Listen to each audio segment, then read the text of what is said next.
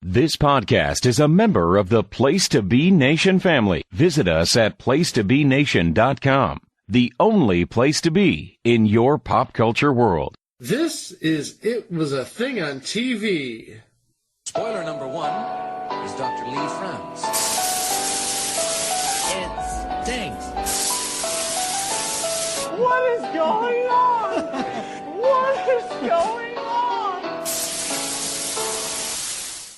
Episode 104, Submission. The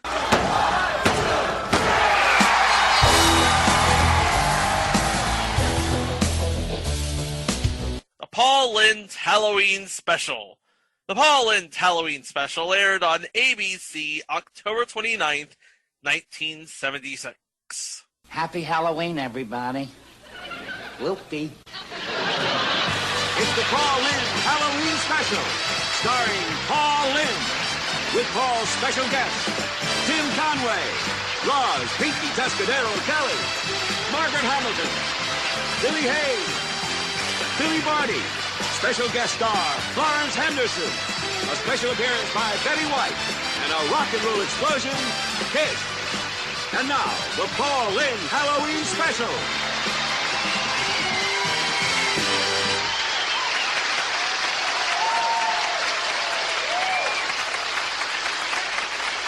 So last week we talked about Paul Lynde and the Paul Lynde Show and how he was brilliant while everybody else... We also talked about how Paul Lynde was a contract player and had a contract with ABC to do more specials. This would be one of the specials that he did to satisfy the contract. This was just one of those 1970s disco-era star-studded affairs. I mean, we've talked about star-studded affairs in the past when we did the Playboy roller disco pajama party with Richard Dawson. And don't forget the third annual National Cheerleading Competition. Oh, yeah, with Lee Majors and Gene Kennedy. Mm-hmm. And, of course, Magic Johnson making Catherine Bach come alive. Which, let's be honest, that was the dream. Oh, that was the dream. I mean, Magic Johnson making Catherine Bach come alive, come on. Now we have a new sort of special with stars, musical numbers, wacky hijinks, antics, shenanigans even. Yeah. It's like, yeah, in the 70s, you were something if you had antics. You were something if you had hijinks. It was something if you had shenanigans. But when you have all three, that's when things get fun. And with Paul Lynde there, you just have comedy gold. Oh, yeah. So what was Paul Lynde doing on his Halloween special aside from fulfilling contractual obligations from the network? Well, that's it, really. He was just fulfilling. This was like his last thing for the network because he had the Paul Lynde Show, which we talked about last week, and future installment Temperatures Rising, which we will talk about eventually. But Fred Silverman, being Fred Silverman, wanted to milk his Paul Lynde contract for all it's worth. So, yeah, it turns out that, yeah, he was paired up with two people who could verifiably be 100% that witch. Oh, yes. But before we talk about that, okay. I don't want to spoil anything. Right. Okay. So, let's talk about the special here. We have Paul singing about Christmas. What? Hold on a second, Chico. This is a Halloween special. Why is Paul singing about Christmas? Because he can. I don't know. Okay, so obviously that was a mistake and was rightly pointed out by his housekeeper Margaret, played by the one and only Margaret Hamilton. So he starts singing about Easter. Oh no! I didn't know you could sing about Easter. I didn't know there was a such thing as Easter songs. If anybody knows an Easter song, mail us at the station here because we're genuinely curious. Yeah, email us or Jennifer Smith about that. Yeah. Again, Margaret says, no, it's not Easter. So he's singing about Valentine's Day.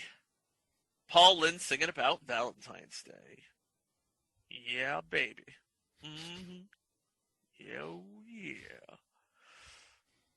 But he was wrong there, too. No. So why is Paul Lynde singing about Christmas, Easter, and Valentine's Day at the end of October? Aside from comedic effect? Because he doesn't so much hate Halloween as he loathes it. And, well, he does keep a promise to Margaret to try to enjoy the holiday, so he thinks about the one thing he thinks about when it comes to Halloween.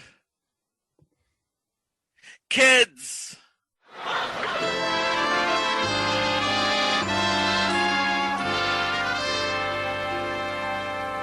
I'm crazy about the holidays. I love all the gifts and toys. I love all the looks of wonderment from little girls and boys. I love Easter eggs and Valentines, the fireworks and Halloween. I love New Year's Eve and Jingle Bells. There's no doubt about it's nothing without those. Kids, I am simply wild for these kids today. The little darlings, kids. I have great respect for the things they say. I understand them, kids, in those goofy get-ups they wear at Halloween. I dig most those ghouls and ghosts and goblins. Precious little pumpkins, kids.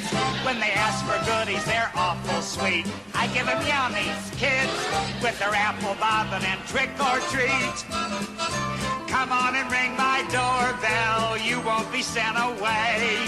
I'm just crazy for kids today. I gotta maybe shoot, getting here soon. Let's see, I got the candy, the gum, the walnuts. Oh, there's the doorbell. Trick or treat, trick or treat, trick or treat, trick or treat, trick or treat, trick or treat. Kids. Look open your windows and break in your flower pots. Kids. Empty the trash and all your lawn. Ha ha ha. Kids. We're hazing you and praising you. Kids. We're mugging you and bugging you. Kids. We're vexing you and vexing you. Letting the air right out your tires. Kids. We're going to scare you and haunt you on Halloween. Kids. But after all, what is Halloween mean? Go to a cemetery, that's where you ought to play. What's the matter with kids today? Kids, you must try to understand kids today. They don't get away from me, I'm gonna sick Bugsy Malone on them. Kids, they don't mean the things that they do or say. You mean you listen? Trick or treat, trick or treat, trick or treat, trick or treat. Kids, well, it's just no wonder they burn your lawns. Kids, with their silly sweat hogs and funky fawns. There's too much Alice Cooper, not enough Alice Faye. Keep your lizards and rats, keep your vampire bats. What's the matter with kids today? I tell you, I've had it with you little monsters. Who's responsible for this? You Donnie Marie, real cute.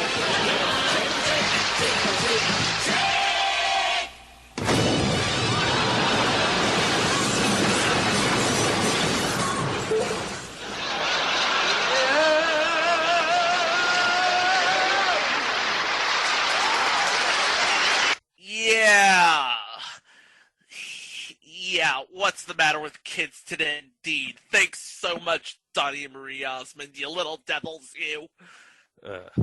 And meanwhile, this is when I hope this was a video podcast because Greg just made a face. Donnie and Marie did a bad thing. Well, it would be a bad thing in 2020, and bear in mind, Donnie did The Masked Singer, so... Yeah, and lost to T-Pain. Yeah. So I guess, But yeah, that would have been, NG, no good. No. So to get guess to get Paul in the Hollywood Halloween spirit. Let's go with that. Let's get Paul in the Halloween spirit. Margaret offers to take Paul and drive him away from the kids and drive him to Bloomsbury Manor. That's not ominous at all. No. Yep. To see her sister. Oh? Yeah. Her sister, happens to be Wilhelmina Witchiepoo. Wait a minute. Wilhelmina Witchiepoo from H.R. Puffin Stuff? Yeah. And, of course, it wouldn't be Wilhelmina Witchiepoo if she wasn't played by the one and only Billy Hayes. Oh, at this point, we should make mention, because they make mention at the end credits of this special, Wilhelmina Witchiepoo is from the wonderful world of Sid and Marty Krofft. And for more about that, see previous installment back in episode 7, Lidsville. Also from the wonderful world of Sid and Marty Krofft. Alright, so, turns out her sister's Wilhelmina Witchiepoo. Got that. But she's a witch and you're not. Wait a minute. Turns out Margaret really is a witch. But not just any witch. Oh, she's the biggest witch of them all.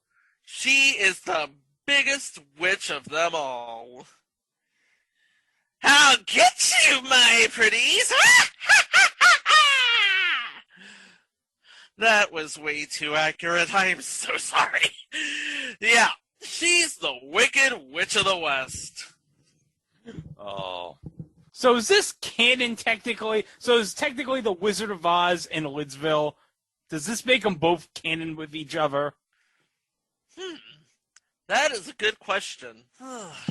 God, that is a really good question. I want to say it is. So L. Frank Baum and Sid and Marty Krofft collaborating 100 years apart from each other. Well, give or take a few decades. But anyway. So yeah, Wilhelmina Witchiepoo and the Wicked Witch of the West are sisters. Does this make Wicked also canon? That's a good question, too. Does it make that Sam Raimi Wizard of Oz movie for Disney like a couple of years ago canon, too? Does it make The Wiz canon? Well, The Wiz does have Nipsey Russell in it.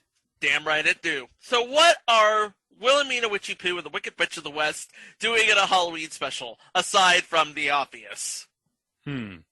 Well, they have a problem, and they think that only Paul can solve their problem. They think that witches have been given a bad rap. Oh. This would all be rectified later with Glinda the Good Witch, Catherine Bell as the Good Witch, Sabrina the Teenaged Witch, the Melissa Joan Hart version, not the Kiernan Shipka version. Help me out. The female contingent of the Hogwarts crew. The Pink and Blue Rangers on Power Rangers Mystic Force. Yeah, let's just say witches getting a bad rap would not last forever. But that's down the line. Let's continue here. They give Paul a sort of assignment. Make him a public relations liaison to witches and witchery to improve their image. And to seal the deal, they give him 3 wishes. So what's the first wish? Well, Paul wants to be a trucker. What? Paul wants to be a trucker. A guy who drives a lorry down the highway. Guy with the CB radio calling out whoever, whatever, for wherever. And so he is reinvented as Big Red, a red-haired, CB slang-talking, rhinestone-studded trucker who is engaged to, oh dear, a waitress. But not just any waitress. Oh? Yes. A waitress by the name of Kinky Pinky. And not just any Kinky Pinky. We're talking about the one, the only, Pinky Tuscadero. Oh. Played by the one, the only Roz Kelly. Credited as Roz Kinky Pinky Tuscadero. Now, does that make Happy Days and Laverne and Shirley canon? With The Wizard of Oz and This HRF stuff? Yeah, I don't understand. Yeah. I don't pretty much get this either, but yeah. So now we're bringing Happy Days into this, but there's more. What? There is more. Aside from being engaged to Paul Lynde, which, let's be honest, is kind of weird in and of itself, Pinky is also engaged to another trucker. I don't quite remember his name, but we know that he's played by Tim Conway. I'm hiding from the ghost! Ghost? What ghost? Before the show, you said we were having a special ghost tonight. I said we were having a special guest tonight. Mr. Tim Conway. What's a Tim Conway? About 120 pounds. Yes, of course it's going to be played by Tim Conway. There's a variety special in the 70s. Chances are Tim Conway's going to be on it. Tim Conway is always on the variety specials of the 1970s. We'll also talk more about Tim Conway on future installment, Ace Crawford Private Eye. So Big Red meets Tim Conway, who, by the way, he is very Tim Conway-ish. Well, of course. I mean, when you have Tim Conway, he's going to be at his most Tim Conway-ish. So Kinky Pinky is kinky for both Tim Conway's character and Paul Lynde. Oh, no. You have a love triangle here. None of this works good. So Kinky Pinky, she's in love with Tim Conway. But she's also in love with Paul Lynde. Yeah. Well, the one thing we learned from this is Pinky Tuscadero has a type. Not to leave too fine a part unturned about this, Pinky's boss gets in the mix, and you know who's playing Pinky's boss? Who is playing Pinky's boss? The one, the only, Billy Barty. Oh, Billy Barty's on this? Was he joined by the other dwarf and the magician from Supertrain? No. And unfortunately, he was not wearing an oversized hat either. Oh. Billy Barty, Pinky Tuscadero, Tim Conway, and Paul Lynde in the same room, and they're about to rumble. Tim Conway and Big Red are about to rumble to prove who should end up with her. And guess who wins? Oh, I can only take a guess as to who wins. Okay, forget about that. Guess how he wins. How does he win? Paul Lynde shows up with a cash bribe from a large wad of money from a movie advance, they call it. So that's his first wish. Okay. Now that's his first wish. Big Red and Pinky Tuscadero. Because that was everybody's first wish in 1976. Let's be honest. Let's be real here. Meanwhile, in the manor, we have Witchiepoo and the Wicked Witch of the West. And they, by the way, I should mention this. They had just been visited by Miss Halloween, played by, you ready for this? Yeah, I'm ready. Who was it? Who came to this special, this star-studded event? The star-studded event. Betty White was Miss Halloween. What? Yeah. So now Betty White's in on all of this as Miss Halloween. Oh my goodness. And they're sitting through a game of Monopoly. Monopoly? They're sitting through a game of Monopoly, but they're not necessarily bored because guess who is performing at the manor as soon as Paul comes back? Who's performing at the manor? The one, the only, Kiss! Kiss? Yeah, and they're performing Detroit Rock City, that's a Halloween song. Would you say Detroit Rock? No, Detroit Rock City's not a Halloween song, but it's awesome anyway, so. Yeah. It's performed by Kiss. It might as well be. There you go. So, after all of that, Paul, being bored out of his mind with Monopoly, just wishes he was in the Sahara Desert. Oh, no. Yeah. Turns out he said the magic word. What was the magic word? Wish. Oh. Yeah. You would think that people would learn by now. If you have 3 wishes, you don't offhandedly make a wish. People are going to take you seriously. So he's transformed into a chic, lusting after Lady Cecily Westinghouse. Played by, are you ready for this? Yeah, who is it? Florence Henderson. Carol Brady! Yep. Oh my. The stars just keep coming and coming in this special. They spared no expense here. They really don't. And I'm just thinking to myself, you know, her name, Lady Cecily Westinghouse, that name is just ripe for parody, or at least a good joke about refrigerators.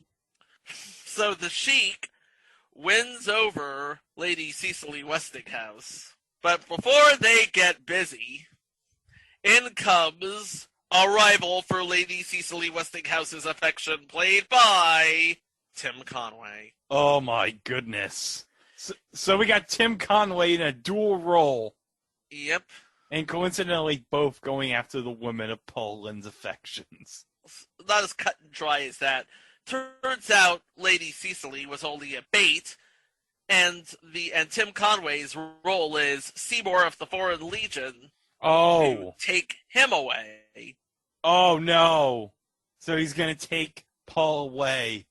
He's going to take Paul away, but Paul manages to deal his way to freedom. You want to know how?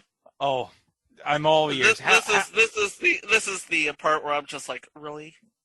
He offers him a cockatoo. It's like, why a cockatoo? It can get pretty lonely in the desert. Doesn't he talk about how it belonged to Beretta or something? Yeah. Yeah, he does. Which again was a thing back in the 70s. Yeah. You see all these callbacks that Paul Lynde does be doing? He's a master of the callback. And keep your eye on the sparrow. Okay, so you would think that Paul Lynde would be happy as a dog in heat over those last 2 wishes. Well, I got news for you. Oh, what? Yeah, he is happy as a dog in heat over those last 2 wishes. Oh, that's good. Yeah, it was good. So he decided, out of the goodness of his heart, to give his 3rd wish away. Oh, that's very nice of Paul. He's so nice. Oh. Yeah, he gives his wish to Witchiepoo and Elphaba. Yeah, I'm calling her Elphaba. What, do you want me to not call her Elphaba? You want me to just say Wicked Witch of the West 5 million times? No, keeping it nice and easy here. So he offers his 3rd wish to the witches, and they wish to go to a swinging city discotheque party. I didn't know witches loved the disco. You weren't around in the 1970s, my friend. So with a snap of his fingers, Paul Lynde transforms the gloomy manor into a swinging discotheque. Ooh.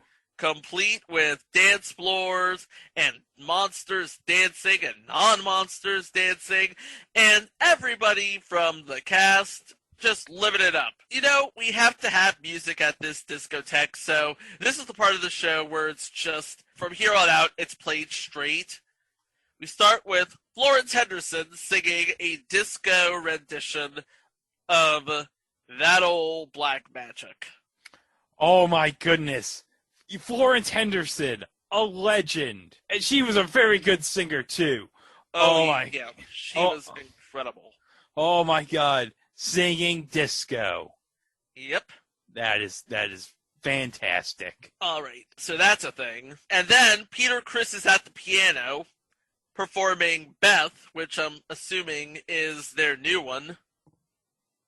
Well, it would be new at the time. And then Kiss returns to perform King of the Nighttime World. And they all come back. Paul Lynde, Pinky Tuscadero, Kiss, the Witches, Billy Barty, Tim Conway, everybody singing Disco Baby with Paul and Pinky. And then he just thanks everybody and wishes everybody a really slamming Halloween there. Yeah, I wish everybody a slamming Halloween. Yeah, he did not use those words, I'm afraid. It would be hilarious if he said slam. It really would be, but yeah. I'm sure that's coming after the roar. But anyway, and that was the Paul Lynde Halloween special. Oh. Well, there is one connection here with Hollywood Squares on this special, Chico. Really? Really? Yes. Detail. Do you know who was one of the writers of this special? Bruce Valanche. Yes.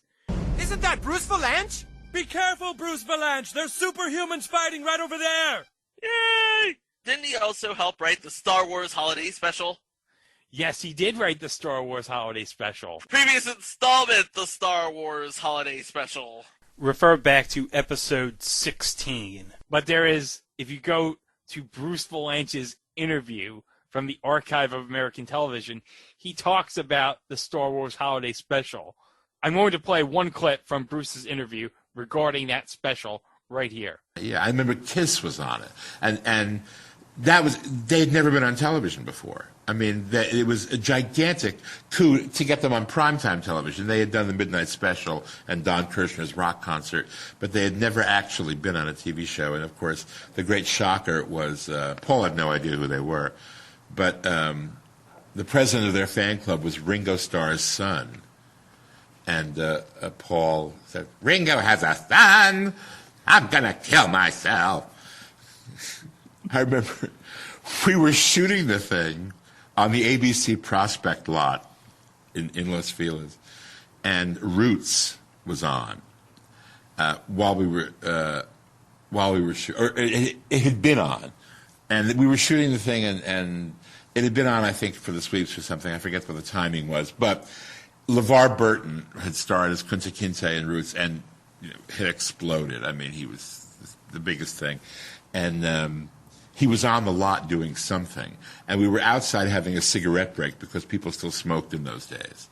And Paul and I were out there, we're puffing away, and LeVar Burton comes by, and Paul didn't know his name, but had recognized him from the show and wanted him to know that he knew who he was. And he stood, as he walked by, Paul just pointed at him and went, "Roots!" LeVar Burton. Oh, I forgot to mention Paul was in his full witch drag. The hat, the whole thing. We go to the commissary, everybody was dressed as witches, Roots! Roots! So, yeah. Yeah. Interesting how, because this show, it wasn't necessarily just a legendary for fans of Paul Lynde. It was also legendary, get this, for fans of Kiss.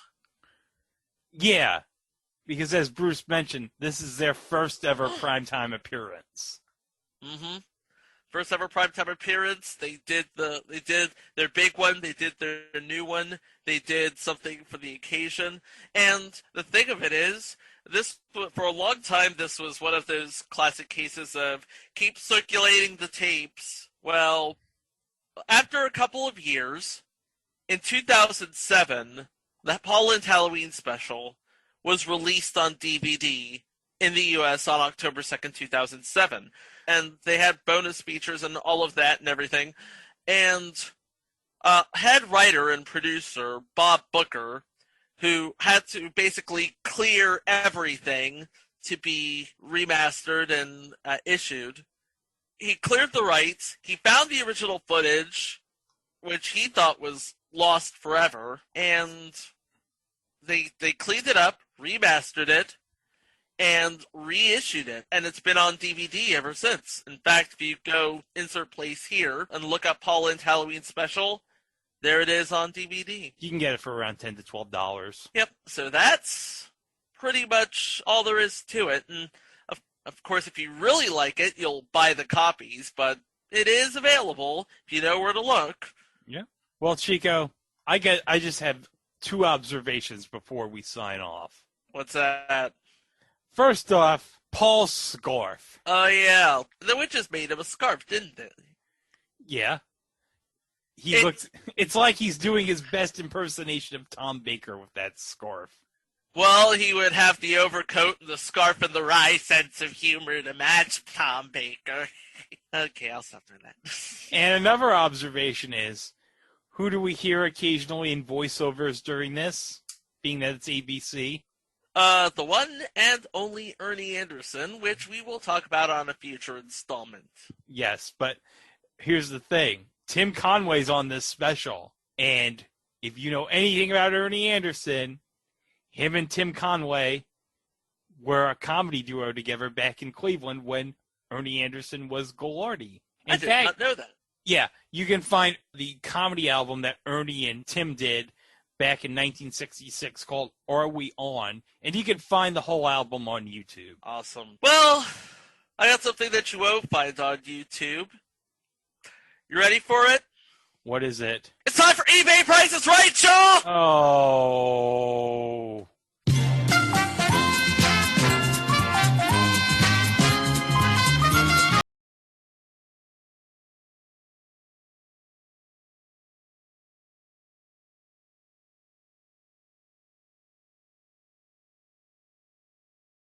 Gotta extend this thing just a little bit more. So what I have here, are you ready for this? Because we're gonna play a little clock game here. Okay.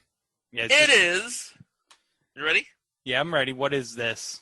It is a copy of Kissology, the Ultimate Kiss Collection, Volume 1. Of course, it's on DVD. It's volume 1974, 1977. It's on DVD, and it has a clip of Paul Lynde meeting Kiss and the band's performance of King of the Nighttime World. Okay, and you're going to have 30 seconds to give us dollars and cents, okay? Oh, so it's dollars and cents. Okay. Dollars and cents. All right. All right? All right. Okay. And I'll start the clock with your first bid. $39.99. Lower. $29.99. Lower. $24.99. Lower. $19.99. Lower. $14.99. Higher. $16.99. Stop it! You got it. With free shipping too. Oh. So there's something for your Kiss collection if you are a fan of Paul Lynde. And yeah, it has that clip. It has that clip of him meeting Kiss. Unfortunately, it does not have the clip of Paul going, Rats! Rats! Yeah. So, Paul Lynde, Witches, Florence Henderson, Disco, Pinky Tuscadero, Trucks, Sheiks, Kiss! Kiss! Put it all together in 1976, and it was a thing on TV. Oh, yes. It was one glorious thing on TV. It was a glorious thing on TV. Wow! You have just been the greatest. Thank you for making me feel wanted. And thank you for inviting us into your homes tonight with our Halloween special. I hope we were a howling success.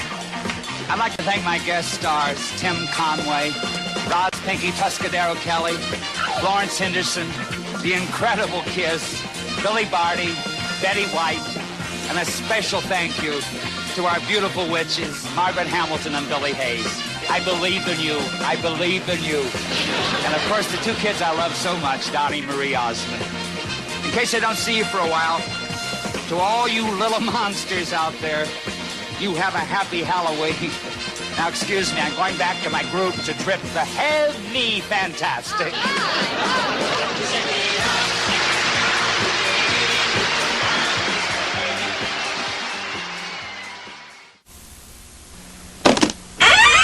After these messages, we'll be right back. For Promotional consideration paid for by the following. Place to Be Nations, JT Rosero and Chad Campbell here. We want to let you know that we have over 24 podcasts available on iTunes, Stitcher, Google Play, and PlaceToBeNation.com. We now offer them to you on 2 great feeds. On the Place to Be Nation Wrestling feed, we dive into topics running the gamut from today's WWE to the glory days of yesteryear and the ins and outs of the territory days. In addition to our full-length shows, we also deliver to you special pod blasts on topics old and new. The Place to Be Nation Pop feed is a veritable treasure trove of great content. Offer tremendous shows covering the land of movies, television, life, comics, and sports, brought to you by the most knowledgeable and insightful folks in the podcast world. You can find all these great shows, plus archives of our past podcasts from over the past 8 years as well by subscribing to both feeds on iTunes. And while you're there, be sure to rate and leave feedback as well. All of these shows, plus others, available on PlaceToBeNation.com, where we cover pro wrestling, sports, movies, comics, plus in-depth search projects, and much more. Be sure to support our site by using www.PlaceToBeNation.com/Amazon when doing your online shopping. And we want to thank our friends at Boneheads, Wing Bar, ProWrestlingOnly.com, and TheHistoryOfWrestling.com as well. Be sure to follow us on Facebook, Twitter, Instagram, and Tumblr. PlaceToBeNation.com, the only place to be in your pop culture world.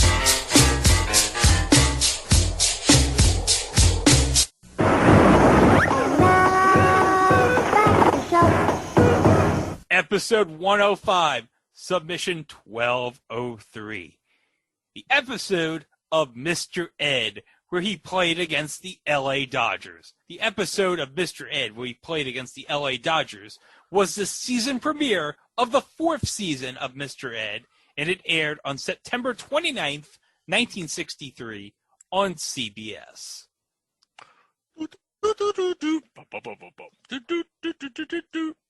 A horse is a horse, of course, of course. No one can talk to a horse, horse. of course. That is, of course, the less of course. Mr. Ed! 8 o'clock, here's the big man. Well, we've already talked about Mr. Ed on this podcast. Yeah, of course, the famous Palomino who can talk to Wilbur Post, whoever Wilbur Post would be. Yeah, whoever was Alan Younger, whoever that guy was in the Mr. Ed 2004 pilot. We don't talk about that pilot. Oh, that's right, I forgot. Sherman Hemsley made that pilot. We're not talking about that show. We're not talking about that version. We're talking about the OG version. Yeah. And we've mentioned we're going to talk about the series of Mr. Ed doing human things during the course of the show. And this is the first episode where we're going to talk about Mr. Ed doing human things. If I'm not mistaken, this isn't the first time that Mr. Ed was you look at him and think, that horse thinks he's people. Little do they know that Mr. Ed can do anything. Oh yes, Mr. Ed can do anything. He can literally do anything. Of course, only Wilbur Post knows to the extent of what he can and can't do. And I guess if we're going to go to the story of all of this, we might as well go... Well, you already know the story about Mr. Ed. He's a Palomino who can talk, but he only talked to Wilbur Post. And everybody thought he was crazy for doing so. You know, for a horse, you'd think he would want to talk to everybody and say, hey, look at me, I'm a talking horse. Yeah, well, I guess not. No. But, again, and instead of moving out to the country like they did in 2004, Mr. Ed was brought to Los Angeles. Now, why would you bring a horse to Los Angeles? I don't know, good weather. Good weather, nice schools, all the hay you could eat. I don't know. Is there a lot of hay in Los Angeles? No, there is not. No. And the thing of it is, we all accept the fact that Mr. Ed can talk as just one of those things. In fact, throughout the course of the series, his talking ability, or his ability to do other things, of which we will talk about on other episodes, is never quite explained. It is brought up in the first episode, and Mr. Ed only offers this, and this is the only time it's ever mentioned. Don't try, it's bigger than the both of us. Okay. You say so, Ed. All right, and we're just supposed to accept that. See, in 2020, a talking horse, makes that comment, and you just look at him and say, okay, and we're supposed to accept this? 1963 was a much different time. Yeah, it really was. But, of course, so we had the 4th season premiere of Mr. Ed in 1963, and this would be right around the time of the end of the regular season. So everyone's in the mood for World Series fever at this point. And what better way to have World Series fever than have an episode revolving around baseball? Oh, but yes. Yeah. But, of course, this being Mr. Ed, it couldn't just be any regular episode about baseball. It needs to be about the home team. He has to meet the Los Angeles Dodgers. And it turns out, because this is a synopsis of the episode, Ed is a really big Dodgers fan. Oh, yeah. Ed's got the hat. When we see him at the start of the episode, he's got portraits of all the Dodger players. He's got Dodger pennants. And he's watching the Dodger game with Vince Scully on the play-by-play. Vince Scully. Now, there's an American treasure. Don't be surprised if he comes up later on in this podcast, in the life of this podcast, because, yeah. So Ed is watching a Dodgers game. A Dodgers game against the Giants is the first game of their doubleheader at Candlestick Park. And he notices some weakness on the lineup. Yeah, he notices that Moose Gowan is having a problem when he's coming up the bat. He thinks he could give somebody some advice here. And he's just going over in his head who he can talk to about this sort of thing. And, well, you want to just play the clip? Well, hold up. We're skipping over the fact that Ed's pissed off that the Dodgers lost. So the first game of the doubleheader happens. The Dodgers lose. And Ed is just, so angry. He's like, oh, I guess I should just move over to San Francisco. Oh! And root for a winning team. And Ed is so pissed, he goes over by the TV and uses his mouth to take the plug out. He's like, oh, I'm through. That is the 1960s version of Florida Man punching out his plasma screen TV after a Dolphins loss. Yeah, and then he's so angry, he, kicks the door in his barn and knocks some of the pictures over. And then Ed's like, yeah, that's where you belong, you bums. In the cellar. And then Wilbur comes out and is like, Ed, what's going on? And Mr. Ed's like, those bums should have stayed in Brooklyn. Whoa. That is hard. Careful, man. Careful. Oh, my God. But Wilbur lets Ed know that he has tickets to the next 3 games of the Dodgers' upcoming homestand. And then Ed tries to show Wilbur what the Dodgers are doing wrong. If I could only give them a few tips before that second game starts. You? What does a horse know about baseball? I know. You played in the Pony League. Wilbur, there's a broom there by the door. Pick it up, will you? Okay. What's for? I want to show you what they're doing wrong. Okay. All right. Now, how's this, Coach? Raise your right shoulder. Yeah, that's fine. Now hold your bat over your shoulder, and now swing out nice and level with the ground.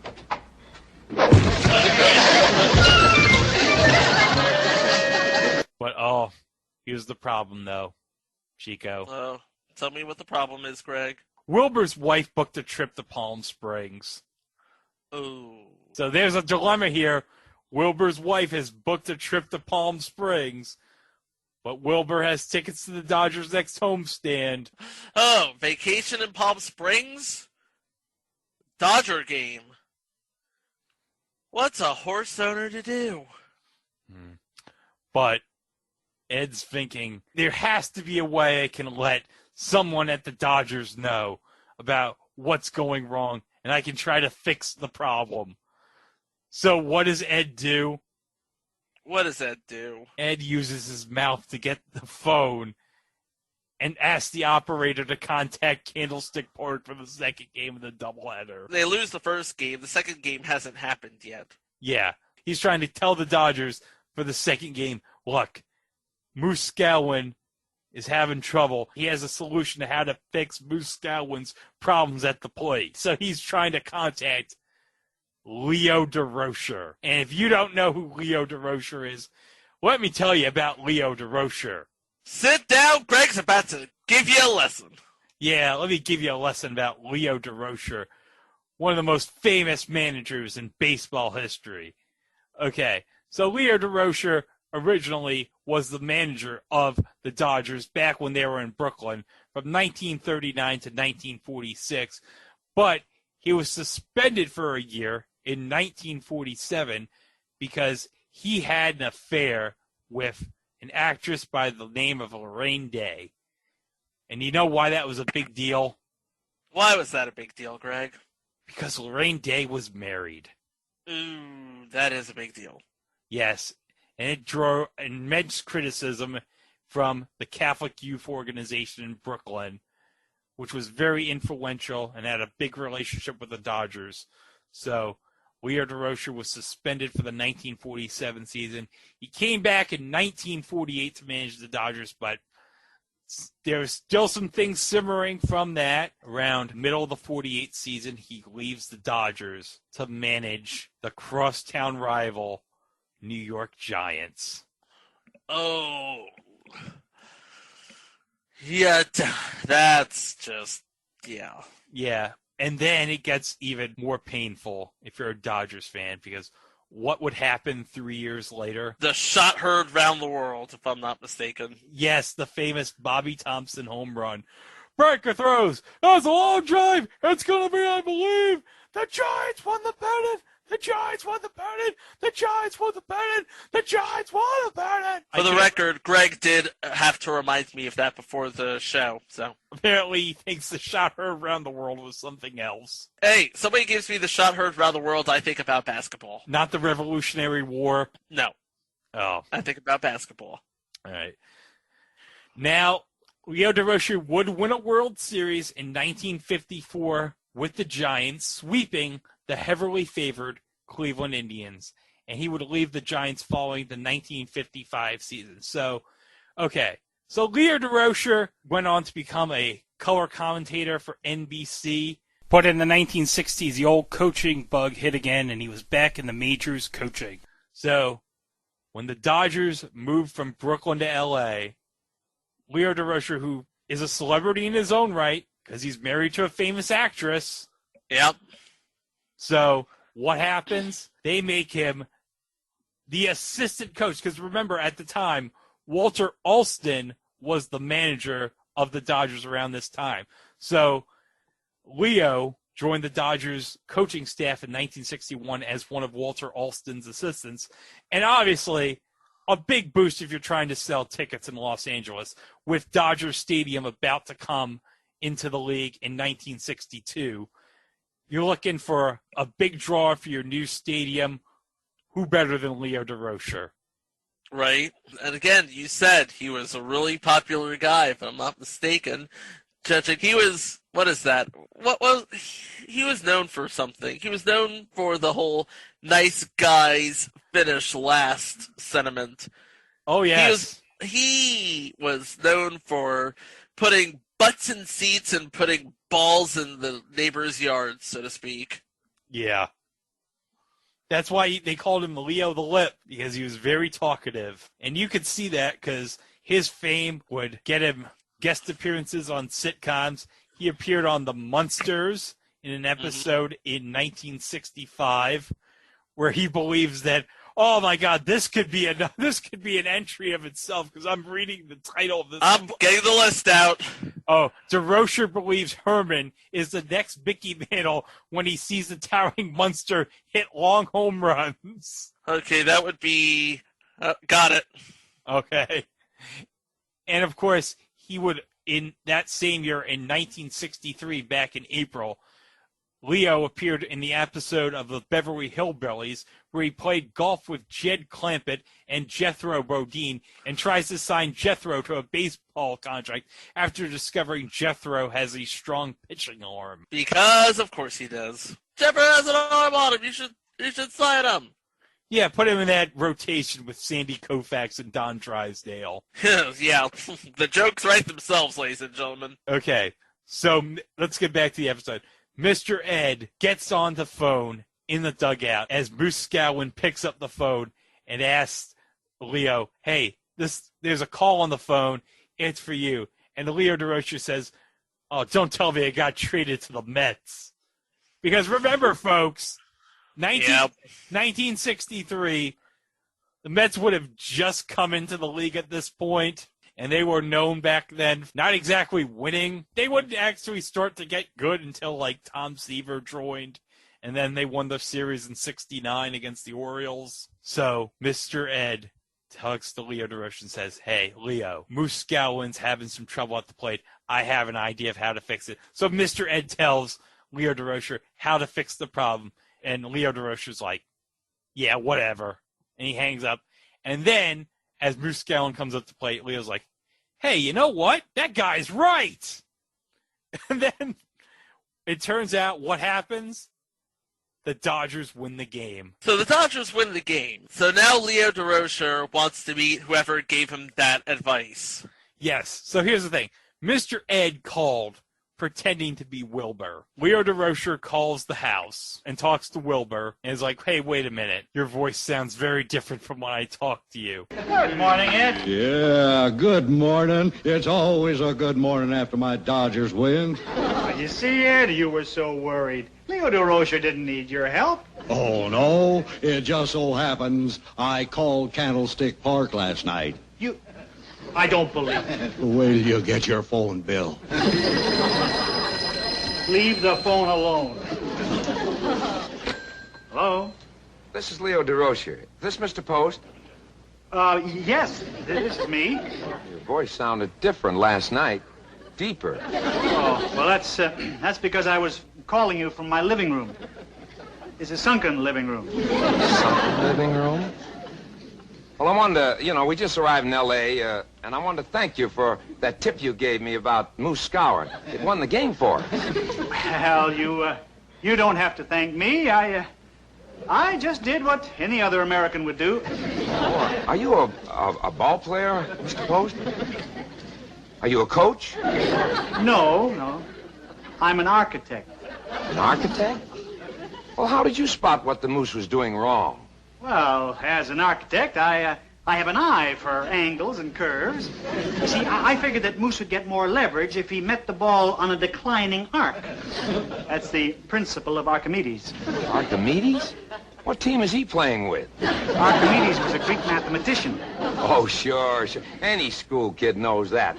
So Leo Durocher invites Wilbur to the game and says, hey, Wilbur, you can go to watch BP and you can help give advice. It's like, okay, but here's the problem, though. But remember, Wilbur and his wife booked a trip to Palm Springs. And that's on the same day as the game that Leo Durocher invites Wilbur to. Yes, but, Mr. Ed has figured out a way to get around this. As he does, because it's Mr. Ed. So he goes on the phone, tells Wilbur's wife, it's raining in Palm Springs. It's raining in Palm Springs. You shouldn't go to Palm Springs.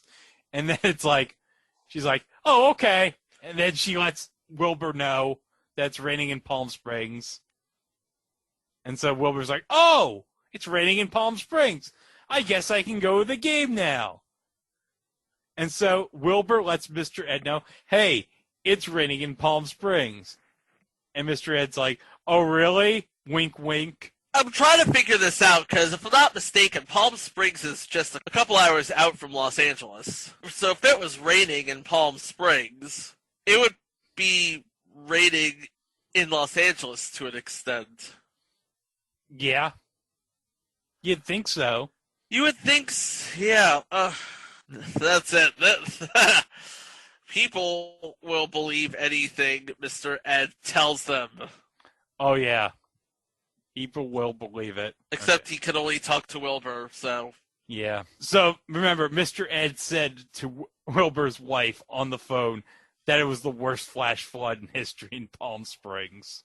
Worst flash flood in history. And Wilbur's like, how'd you know that? Call it intuition. So Wilbur and Mr. Ed go over their plan at the game. So Wilbur's going to bring Mr. Ed with him to the Dodger game. He's going to bring Mr. Ed to... Because obviously, Mr. Ed has... Because by this moment, Mr. Ed would have explained to Wilbur, yeah, it was me, so... Yeah. So what their plan is, they're going to communicate with each other through sign language. And Mr. Ed's going to give Wilbur advice to tell the Leo Durocher how to fix the Dodger players. But Mr. Ed doesn't... You know what? I'm not even gonna try and figure that one out. Well, Wilbur could probably read Mr. Ed's lips. Well, he's had 3 years of practice. Yeah. But, Mr. Ed's so excited that he's going to be going to the game. He's like, I can't wait to meet all my favorite Dodgers. Well, wait. You know what? Play the clip. Yeah, let's have... Play the clip. Let's have the man. Let's have the HAWSE. Let's have the HAWSE. Say it himself. Gee, I'm gonna meet my favorite Dodgers. Willie Davis. Donnie Roseboro.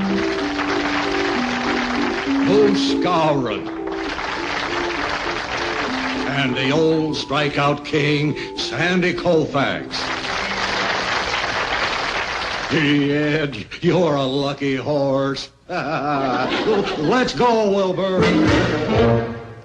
Okay, Chico, here's the biggest issue I have with this scene. Among many? Who is clapping in the scene? Who is clapping as Mr. Ed is naming all? And why is he pausing? Is Mr. Ed hearing the clapping? He's dreaming of the clapping. Because, he's also dreaming of the players. Oh, yeah. He can't wait to meet Willie Davis, Johnny Roseboro, Moose Skowron, and, of course, the old strikeout king. The old strikeout king, Sandy Koufax.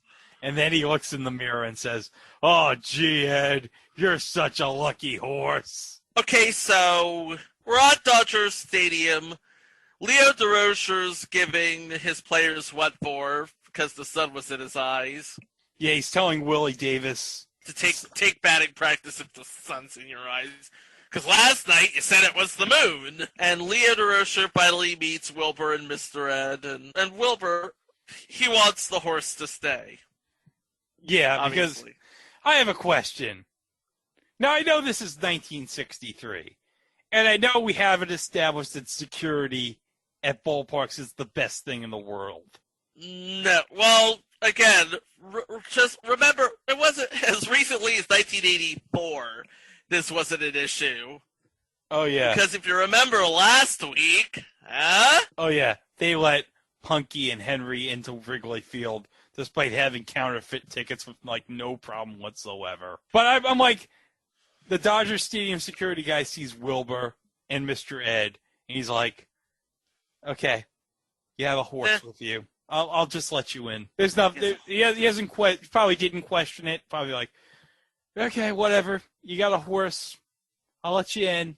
And nobody at Dodger Stadium had a problem. Nobody has a problem with this. I know it's California, but I mean, come on. You'd think what? Walter O'Malley would be like, there's a horse in my ballpark? And he's eating your turf. He's eating your turf. I told you the turf in Los Angeles is something else. Just saying. You don't know what's in that turf. Oh, true story. Okay. Okay. I'm gonna tell you a true story here. Tell me a true story here. Okay. Vince Scully, I think, has told this story. There's a good book about the pennant race between the Giants and Dodgers the previous year of this episode back in 1962 called Chasing October. Now, 1962 was the year Dodger Stadium opened. They were worried that the grass wouldn't be good enough for opening day. Mm-hmm.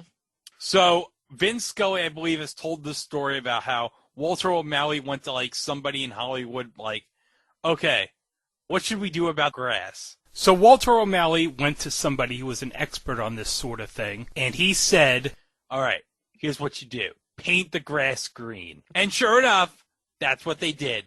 They painted the grass green. So Mr. Ed could be eating paint right now. He could, for all we know, Mr. Ed could be eating grass that was painted green. Meanwhile, we have Wilbur making cracks about his wife. Yeah, because she doesn't know that there isn't really the worst flood in, like, ages in Palm Springs. Yeah, and Leo Durocher wants to sign Wilbur as a scout of some sort.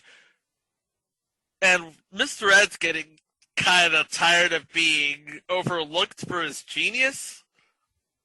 Yeah, they're just like, what's this horse doing here? Like, who cares? We just want to talk to Wilbur because he knows all the secrets. And that angers Mr. Ed. Mm-hmm. So one of the things he does is, well, take batting practice off of Sandy Koufax. Oh, yeah. The strikeout king himself, Sandy Koufax. But wait a minute, Chico. Mr. Ed against... How is this possible? How is a horse going to go up to bat against Sandy Koufax? Never you mind. Oh, I know. He has the barrel of the bat in his mouth. Oh, yeah.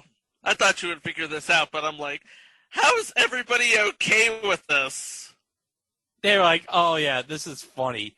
This horse coming up to bat, this will be funny for the papers. Oh, yeah. It's always about the papers. For you kids that don't know, this was like newspapers were like a thing people would actually read back in the day. Yeah, and not only does Ed hit the ball off of Sandy Koufax, he touches them all, including an epic slide to home. I wish this was a video podcast so you could see it. Oh, it's such a great slide that Johnny Roseborough literally jumps. He literally jumps on top of the batting cage as Mr. Ed is sliding. He's like, no, I don't want none of this. Nope. And this is going to become a theme here. Everyone's cool with this. Everyone is fine with the fact that, oh my God, this horse has hit an inside the park home run off Sandy Koufax. So we're into the epilogue of the episode now, and Wilbur had explained everything to Carol, and naturally she's not buying it. No.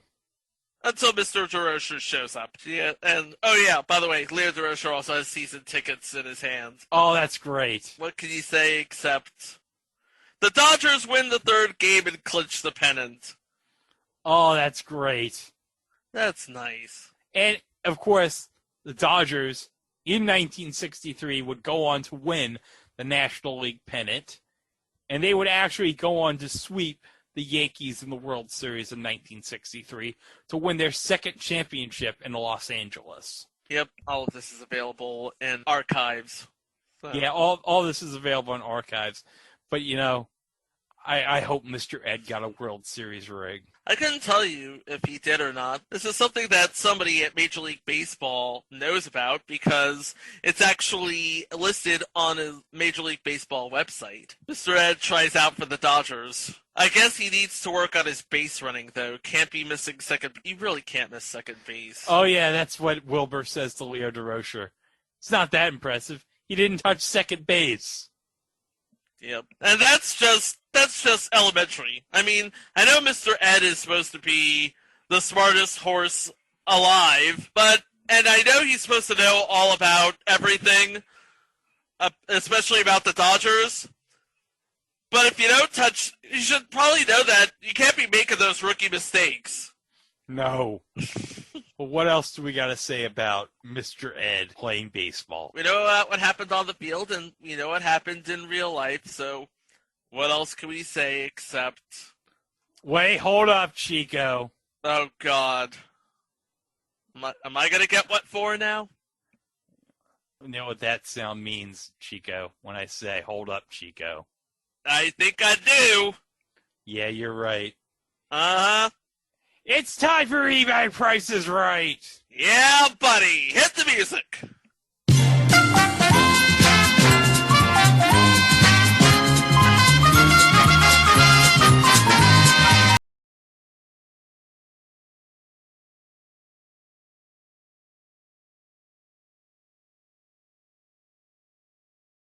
So you are bidding on a World Series program, and this is from 1963, and the item description is 1963 World Series Game 3 program, Dodgers, Don Drysdale 3-hit shutout win, scored. So this is a World Series program from Dodger Stadium in 1963, from Game 3, and we know it's from Game 3 because the program is scored on, and it's a Don Drysdale 3-hit shutout win. So you are bidding on the buy it now price for this item.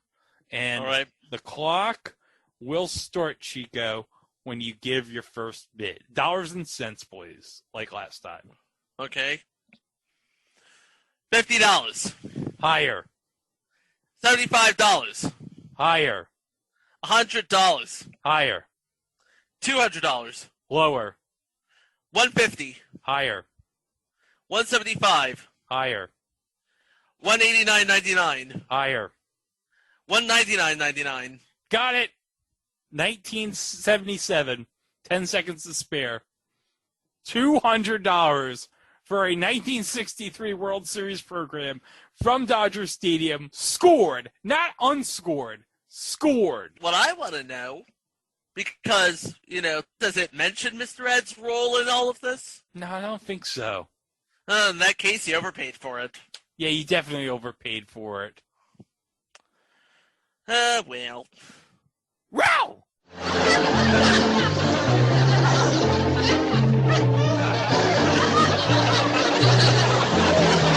Slide in! Slide!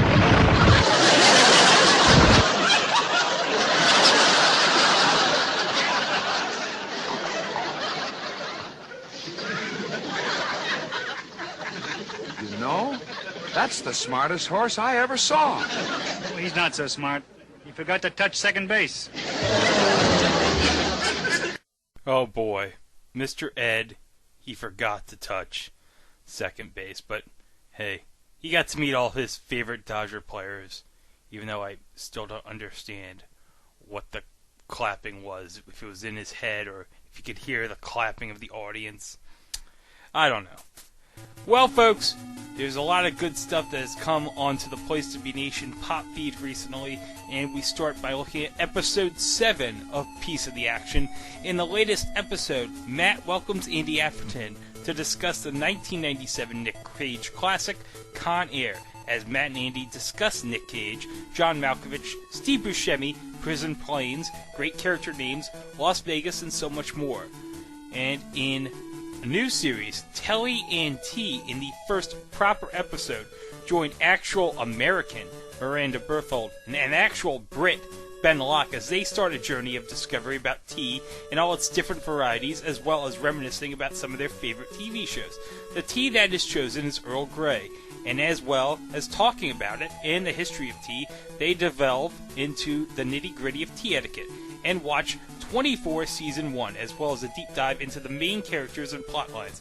They also go back nearly 20 years and talk about how 24 revolutionized both the kind of programs we were watching, but also the way we consume television. They also talk about Miranda's current favorite show, The Great British Bake Off, and who they expect to get through the final, and they wrap things up by Ben going through the UK Netflix Top 10, as they were all talking about American shows, thankfully, as well as diverting to talk of The Boys. So, a good new show on the Place to Be Nation pop feed. Check that out. And in the latest edition of Pop Goes to the Classics, discussing the Star Trek franchise. They discuss Star Trek First Contact as Scott and Tech go over the movie as they discuss how the Borg assimilate Earth, and how does Captain Picard reverse that? Time travel, as they grade their categories and decide whether this is the greatest Trek movie of all time. Is it? Well, honestly, I think Wrath of Khan is the best Star Trek movie, but that's just my personal opinion, but it's a close second.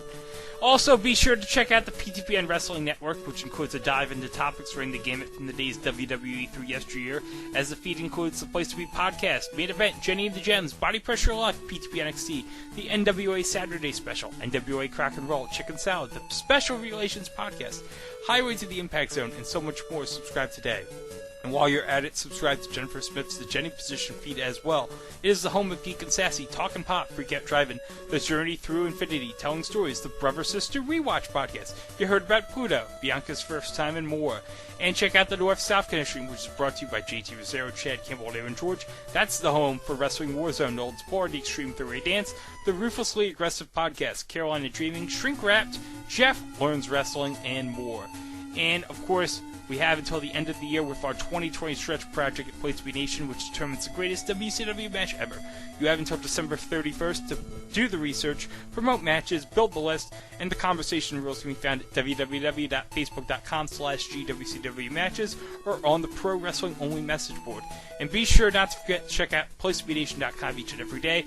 We have new voices and fresh takes bringing articles on topics in the worlds of wrestling, sports, and pop culture, which include Trent's SmackDown and Fox Report, This Week in the WWE by John Crow, Steve Riddle's Wonderful World of Disney Reviews, Always Perspective, Matt's live-action Disney movie reviews, and Ben's Unpopular Opinion. If you're doing online shopping at Amazon.com, be sure to click on the Amazon banner on the right side of the Place to Be Nation homepage, or use www.placetobenation.com/Amazon.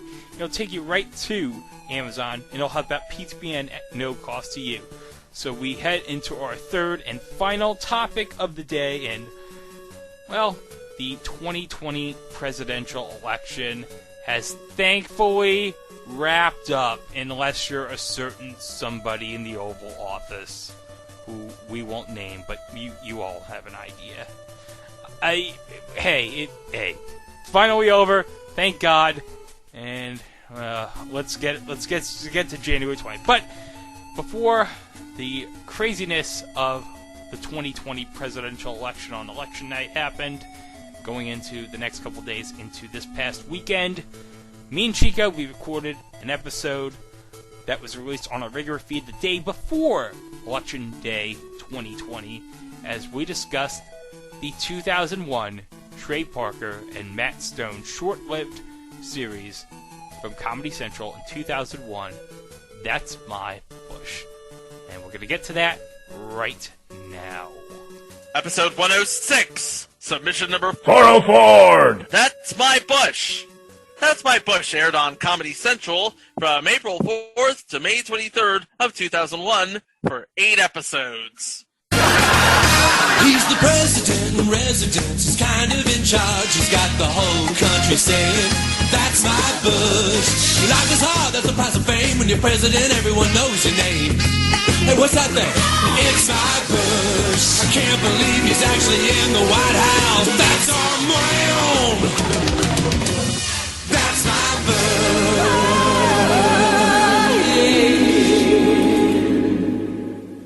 And you thought the election of 2020 was weird? Let's go back a bit. Oh, yeah. To the election of 2000. I was a sophomore in college.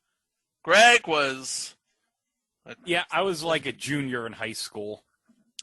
And Mike was probably a senior in college. I don't know what Mike was doing. He might have still been doing his tech job at that point, because I don't think he went to Cleveland State until a year later. There you go. So the election of 2000, everybody voted, and by the end of the night, we still didn't know who was going to be president. 35 days later, though, Al Gore finally conceded the race because the U.S. Supreme Court gave George W. Bush the gift of Florida. And that's $5 in the political swear jar for me. Because this is not a show. Because That's My Bush is not a show about politics. Oh, no, it's not. Granted, there's a political bend, but it's not a show about politics. No, it's a show about sitcoms. Yes. And how dumb they are. And how incredibly tropey and dumb they are. And I guess if we're going to go back, we should go all the way back to around the time the election was called. Trey Parker and Matt Stone were still riding a high off of their success with South Park and Comedy Central. They signed a deal with Comedy Central to produce a live-action sitcom. But it wasn't going to be any live-action sitcom. It was going to be a sitcom about sitcoms. This was basically a sort of a pastiche of every really bad sitcom trope known to man. In fact, Trey Parker went on record saying, at 3 o'clock Tuesday afternoon, just like everybody else, we were thinking, well, it's going to be a show about gore. And we're sitting here with the writers and coming up with gore ideas, and all of a sudden they pull Florida back out. And I was like, oh, wait a minute. It's just so funny that this election, the one our show hinged on, was the one that was just too close to call. They wanted to do a show about the president, but it wasn't going to be a show about politics, and it wasn't going to be the political satire that South Park was known for. It was going to be a satire about sitcom tropes. And of course, 35 days later, around mid-December, we get Al Gore conceding the race, and the show pretty much had its title. Actually, it had a working title called Family First.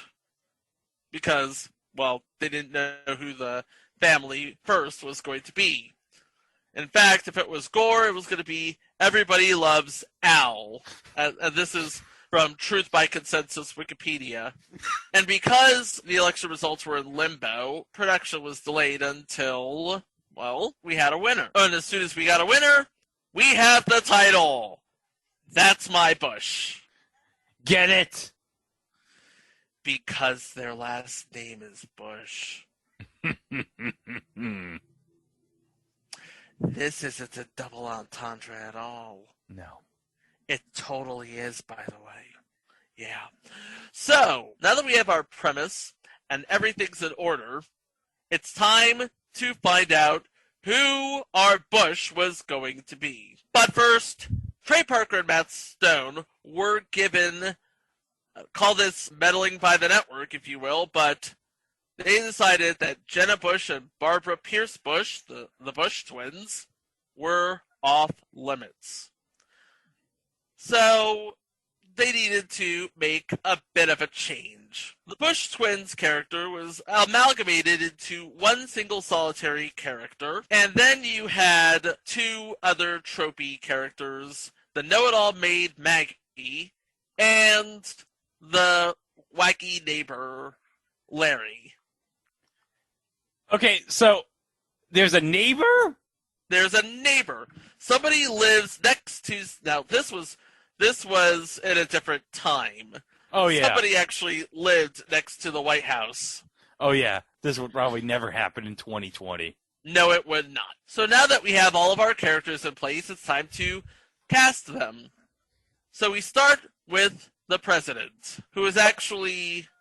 He was the first person cast. Guy by the name of Timothy Bottoms, who you may recall from future installments, the 1990s reboot of Land of the Lost. Wait a minute! That's the dad from Land of the Lost? That's the dad from Land of the Lost. Oh my goodness. I believe that is the dad. I remember... Oh, it is definitely the dad from Land of the Lost. Yeah, it wasn't played by Wesley here, by the way. Anyway... Oh. Although that would be a casting coup if that ever happens. Just saying. Okay, so Timothy Bottoms was cast as George. Right when he was cast, he was doing a play in Santa Barbara, and Trey Parker and Matt Stone called him in, and after an impromptu audition, he was perfect, and he was cast. And here's the thing. he wasn't going to be a satirical version of the president. I mean, he wasn't going to be like Doonesbury president, like, let's make fun of the president. He was going to be a lovable goofball. Well, next up, we have Laura Bush, who was cast as an actress by the name of Carrie Quinn Dolan, who was a Los Angeles-based actress. Fun fact, you ready for this, Greg? Okay. She was on an early episode of the 2000 version of To Tell the Truth as an imposter. Oh, really? Yeah, really. Oh. The 2000 version with John O'Hurley, of course. Yes. Yes, the 2000, nowadays he would just be classed after the hosting role. Thanks, Anthony Anderson.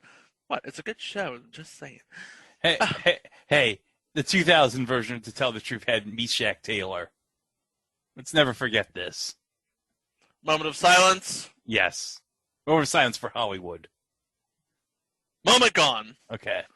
Okay, and also we have... remember when I said that the role of the twins was amalgamated? Yes. It was amalgamated into a secretary who was a bit of a bimbo, sort of a airhead bimbo space case, and her name was Princess Stevenson. Princess Stevenson, played by Kristen Miller, who would later go on to feature entry She Spies. Is She Spies on the list? That is a good question. I gotta check the list here. I don't think we ever put She Spies on the list. If She Spies isn't on the list, we're doing something. If She Spies is not on the list, then we're doing something wrong. No, it's not. I can't believe I missed She Spies. It's on the list. Put it on the list. Oh, wait. Are we at 1865 now? Jesus Christ. I don't even know who. Yes, yes. Okay, we do this for you, ladies and gentlemen. Yeah, 1865. Wait, hold on. Let me check one more. Yeah. Yep. Yeah, there it is. Yep. I can't believe we missed that. Oh, yeah. I can't believe it took 1,864 other entries to get to She Spies. Wow. But yeah, okay. she was also one of the voices in Team America World Police. Yep, she gave the line of cinematic gold, "Hey, terrorists! Terrorize this!" Oh, classic. And then we have the wisecracking maid of the Bush household. Oh, yes. Played by one of the absolute legends of television. The legendary Marsha Wallace. Yes. What can we say about Marsha Wallace? She is just television gold. Oh, yes. And she was by far the best part of this show. Yeah, kind of reminiscent of the Florence character on the Jeffersons. Also of the tropey type, we have next door neighbor Larry O'Shea, played by John DeCino, who would go on to play the President of the United States himself in Cory in the House. But was also... He was in Cory in the House? He was in Cory in the House. He played President Richard Martinez. Oh, that's nice. He went from being the next-door neighbor of a president to being a fictional president. Also, Lieutenant Benjamin Krieg in Sequest DSV. Oh! Sequest DSV. It was all about the dolphin on that show. Damn right. And Jonathan Brandis, another one. R.I.P. Yeah. So, and the last person. Actually, before we get to this, one of the running gags on this show was Larry's entrance. Do we have a clip of Larry's entrances? Yeah, I'm sure we can find it. Hey, George, it's your favorite neighbor. Say, George, there's some snoo on your lawn. What's new, Larry? Nothing. What's new with you? Hey, George, it's your favorite neighbor. Say, George, could I borrow a Henway? What the? Oh, not now, Larry. I got some problems. Nothing a couple of cold old sodas can't fix, I hope, eh, Georgie? No, Larry, I got a big problem. Oh, I know what it is. You want a heart. Hey, George, it's your favorite neighbor. Say, George, there's a pie cost on your porch. What's a pie cost? 3 for pumpkin, 4 for cherry. Say, George, it's your favorite tree hugger. Larry, are you the leader of this protest? Say, I'm hungry, George. You want to join me for at stake? What's at stake? Thousands of acres of national park, the safety of endangered wildlife, and the lives of the Alaskan people. That's what's at stake, George. So yeah, that would be Larry O'Shea, king of the dad joke, that was worse than the dad joke. That was an uncle joke. But there is one person that we are missing, and he is sort of the deuteragonist of this enterprise, and that would be Deputy Chief of Staff Karl Rove, and I'll let Greg take over from here. Oh, yes. Because he was waiting for this, ladies and gentlemen. It's been 106 episodes, but for the first time on this podcast, we get to mention this man. The legendary, the great Kurt Fuller. And if you don't know who Kurt Fuller is, what podcast are you listening to? Because he's the ultimate that guy from that thing. But what thing do you remember him for? Well, most people would probably remember him from Ghostbusters 2, where he played the jerk aide of the mayor. But personally, I know him best as the evil television executive, Mr. Brill, from the 1989 Hulk Hogan classic movie, No Holds Barred. Are you trying to tell me my money's not good enough for you? I find that a little hard to swallow, you jockass! Brother. Jockass! What is a jockass, Chico? A jockass? Yeah. Sort of like a jock and a jackass? If we a ever jock do... and a jerkass? If we ever do It Was a Thing at the Movies, that's definitely going to be covered. Definitely. Oh, my God. And Zeus. Tiny Lister. Can't forget about Zeus. Okay, he's another one. Yeah. I'm sure Tiny Lister will come up at some point in this podcast. Oh, yeah. Well, we talked about the characters. We talked about the cast. Let's watch some episodes, shall we? Yeah. Because there is a lot. As I told Greg as we were doing this, there's a lot to take in here. Yeah, Chico watched the entire series. I just skimmed through parts of it on Daily Motion. Yeah. Again, sophomore in college. My sense of humor was very, very juvenile. Okay, so the first episode was an aborted dinner date. Oh. Yeah. We meet the entire cast as George learns that his dinner date with Laura and a dinner to unite both sides of an abortion issue are scheduled at the same time. Oh, no. What's going to happen here? Larry, because he's Larry and he does this sort of thing, tells him he should hold both of them simultaneously. He actually does, for the most part, until Laura... Oh, boy. Oh, no. Well, no. This is the Trey Parker writing coming into effect here, because Trey Parker wrote at least part of every episode of this series. Laura wants to have sex in the dining room, and she's caught naked when everybody from the abortion issue are in the main room of the White House. Oh. Yeah, she's ready to go, and... Yeah, she wants to get freaky in the dining room, but... As everybody does, time and again. Let's get freaky in the dining room, and meanwhile, everybody's just watching her. Oh, but... Isn't there, like, a part with, like, an aborted fetus? Yes. Oh, God. Yes, there is. Which is... Believe it or not, not the wildest thing about this series.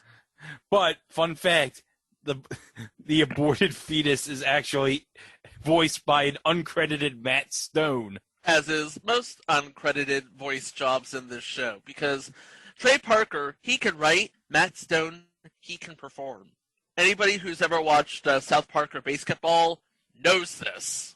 Okay, episode 2. A poorly executed plan. George's college buddies return and make a mess of the White House. George wants to throw them out, but they say, "Ooh, you've changed." Oh, well, come on. George is now the President of the United States. He's the President of the United States. He had to grow up sometime. He can't go to college forever, says the guy who works at the student clinic at his alma mater. But to show him that he hasn't changed, he is hired.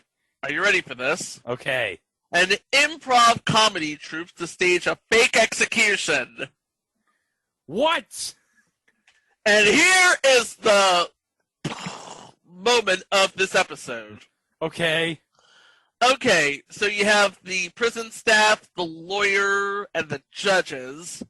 Those are all your improv group. But here's the thing. I believe the criminal, the person who was to be executed, air quotes, was late to show up. Oh, no. Uh-huh. Nobody knows this because there's also an actual criminal that is to be executed. Oh. So while shenanigans occurs, they're getting ready to actually execute a real person. Now, Karl Rove, as an aside, he has a bit of a problem with I almost said acapella, with improv, in that it's not truly improvised. It's basically taking riffs off of prepared pieces, and he has. And you know what? If we can find the clip where he just goes on a riff about improv comedy, we would put it here. No, wait, I really do. I have an idea. We can have a fake execution before the real one. What you talking about? I'll invite my frat brothers to the prison 2 hours before the execution. We'll hire actors. They'll play the parts of the reporters, the guards, the warden, and the prisoner. We'll administer fake drugs with fake needles, and then we'll get everybody out before the real execution starts. My God, that might be the worst idea I have ever heard ever. Come on, Carl, just find me some people who can do improv. We might pull this off. Yeah, and I might shoot a falcon out my ass. Anybody could, it'd be you. And so, that's why we're looking for a group of actors who can stage a phony execution about 5 hours from now. Well, if anyone can improvise, it's Gutbusters. Gutbusters were voted the #2 comedy troupe in all of Southern Virginia. I don't care. Can you fake an execution? We fake an execution. Mark, Dave, go. Oh, help! Please don't execute me! That's funny. Say goodnight and freeze. Okay, now we're in an execution, but Dave is singer-songwriter Meatloaf and Pam is deaf. Go. I don't want to die in this electric chair, not with my big fat body and long, long hair. You just want it to look real. Real? How's this for real? Pam, your prostitute's leg is broken, and Bob, you're trying to tell her she's got gum stuck in her hair. Go. You want a date? Hey, lady, you got gum stuck in your hair. Oh, no, you didn't. I got it. Stop it! We don't want improv comedy. You don't? No, we don't. In fact, improv comedy makes me sick. Because you act like it's totally improvisational when in fact, it's formulas that you rehearse over and over and over again. And every night you pretend like you're making it up off the top of your head and then you laugh on stage to make it look real. I hate you. Do you hear me? I said, do you hear me, you sons of bitches? I can't hear you because I'm dead. He's not wrong. No. He is not wrong. Anyway, and ultimately, your real criminal dies. Everybody is shocked, and he's like, and scene! To sum it all up, what George thinks is a fake execution turns out to be the real deal. And then there's the epilogue. Oh, what happens in the epilogue? Karl Rove actually gets to execute an improv comedian. Oh, that's good. Yeah. Everybody wins? Yeah. Episode 3. Eeny, meeny, mighty, murder. The plot of, before I espouse, the plot of this episode can basically be summed up with George saying, "You've all been invited to a murder! Mine!" George finds out that Laura has been calling a psychic named Miss Clea. Oh, because get it? Miss Cleo's a thing in 2001. Yep. And pretty much sort of pre-telling the whole fakeness of the Miss Cleo world, as you have, like, several Miss Cleas, including a male one that says, well, several Miss Cleas that says, "You're going to die, man. You're going to die, man. Death, gay, or death." But after, okay, we say this is important, because after George listens to her once, he also becomes hooked on telepsychics. Later, she tells him that he will be killed. Yeah, kind of sort of alluded to that. He then becomes paranoid, and Larry persuades him to ban guns from America. This ought to go over well. No. Nope. In fact, the NRA protests outside the White House, and who else but Charlton Heston comes to talk to the president. Now, this is one of those classic, and Charles Heston as himself, ... kayfabe. Yeah. Because it's not really Charlton Heston. I mean, the guy did Dynasty, but he's not going to stoop himself to this. No. Anyway. I mean, he already blew up the world in, like, Beneath the Planet of the Apes, so... Yeah. Cinematic gold, by the way. George invites Larry, Laura, Maggie, Carl, Princess, and Charlton Heston to dinner, where he tries to figure out who wants to kill him and almost gets killed by something that George actually put in place to protect him from being killed. What was that? A bear. Oh my goodness, a bear. Good thing Stephen Colbert's not there. Yep, and I'll tell you right now, this is how you know that that Trey Parker and Matt Stone were not kidding around here. On this episode, according to Truth by Consensus Wikipedia, they used a live bear, an animatronic bear, an actor in a bear suit, and a puppet of a bear. A puppet of a bear! Now, pay attention, because this is all relevant, because they quoted the whole episode as being about $1 million. $1 million? Just for all that? How much does it cost to put a man in a bear suit? And a puppet, make a puppet of a bear.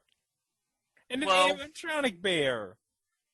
It was a puppet of a bear. It was a really lifelike looking puppet. We're not talking no Fozzie Bear. We're not even talking about Bear in the Big Blue House. I mean, this was made to look like an actual bear. An actual big-ass bear. Episode 4. SD. Oh, I got some things to say about this. George gets frustrated when he can't get a cable hookup. So he turns to Larry, who gets him an illegal hookup.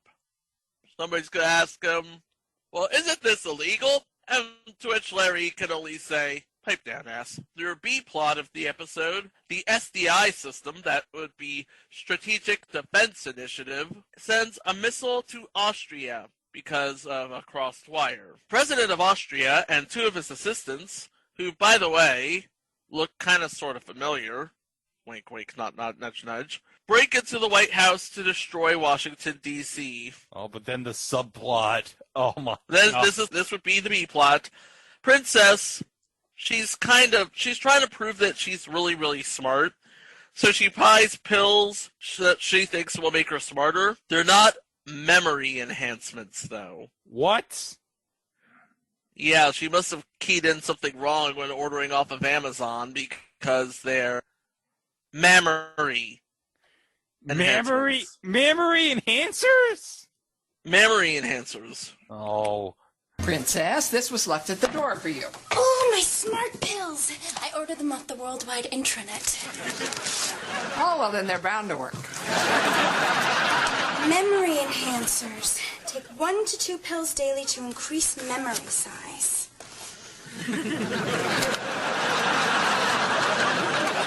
Just think what 20 will do.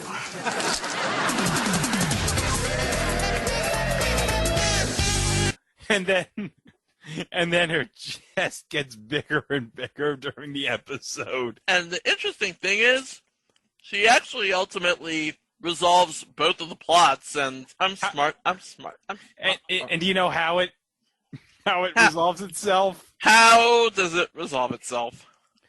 Because her, Carl, and I guess the chief of, what is it? The chief of one of the army chiefs or whatever. Yeah. They're tied up, as well as George. And George is thinking that the people hacking the SDI system are there about the cable. Yeah.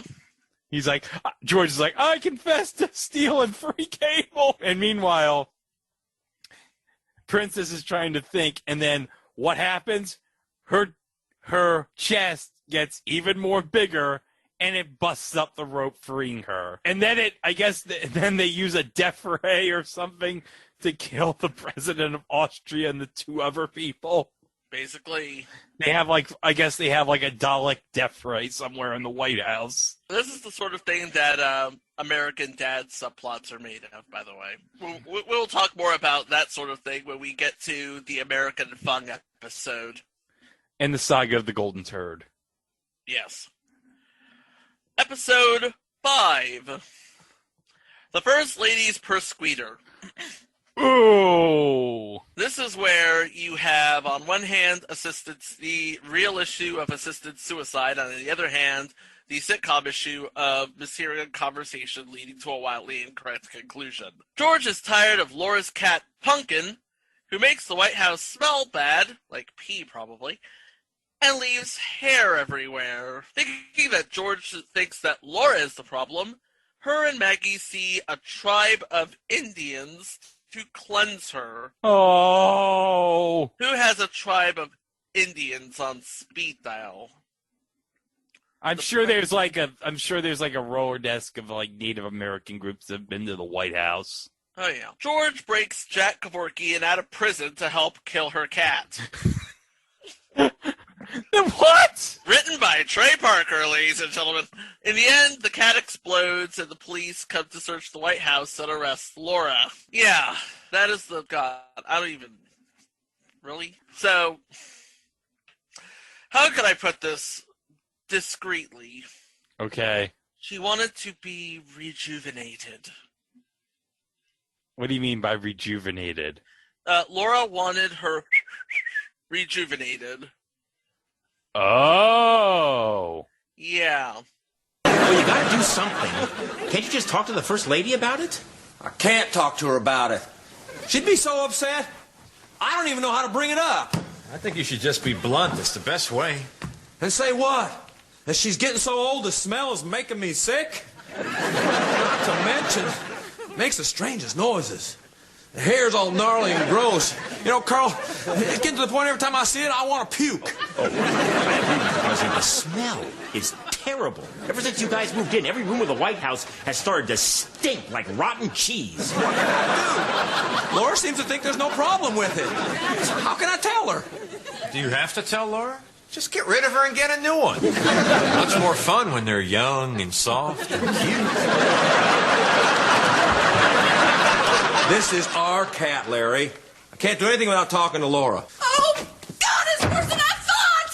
Oh, he said it smells terrible, and it's old and mangled and gross, and he can't talk to me about it. He's going to get a young girlfriend. Oh, baby, what am I going to do? Now, don't worry. There's plenty of things you can do. I saw this thing on the Learning Channel about the Punani Indians. It seems they're specialists in the all-natural holistic treatment for the persqueeter. I mean, you can use their remedy. Things like an aloe vera wash, Faradol, you scrub it with pine cones and donkey fat. Maybe I should just go see a doctor. Maybe you should just go see a doctor.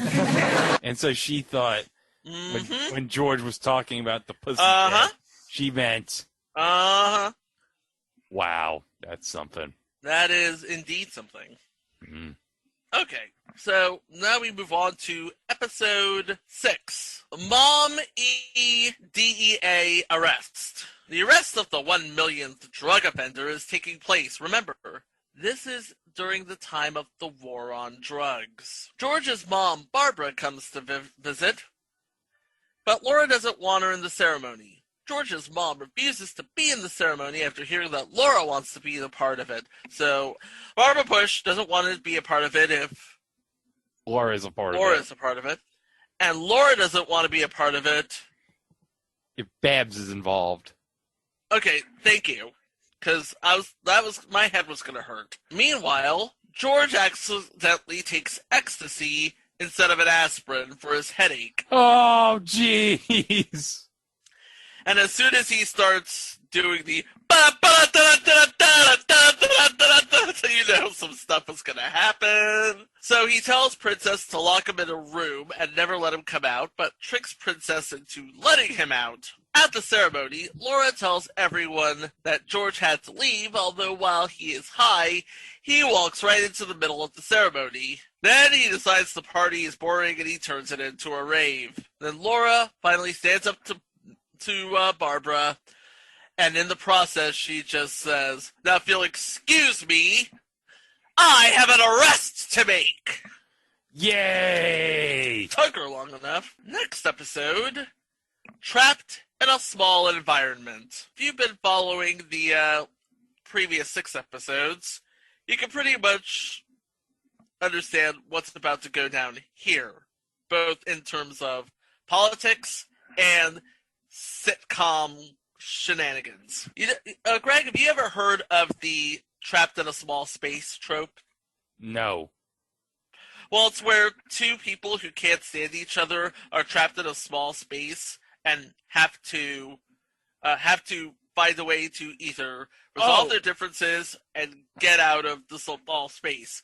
It's a very classic bottle episode trope. Oh, okay, so it's basically the plot of Enemy Mine. Yeah.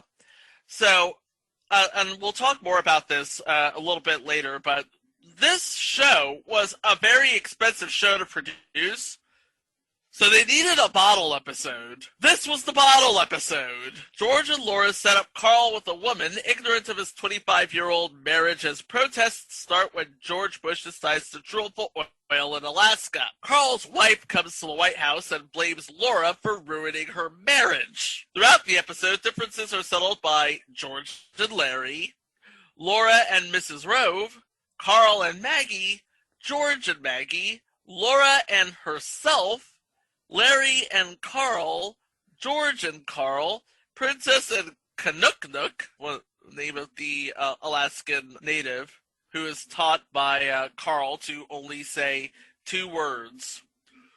Oil good. And Carl and his wife. It was getting kind of wacky. And when I say kind of wacky, I mean really wacky. But we have yet to plumb the mine of wacky, because serving as the season/series finale is Fare Thee Welfare. Oh, this is a good one. Yep. Which introduces George Bush's sort of nemesis, the vice president? Dick Cheney? That guy? The guy who shot a guy in the face?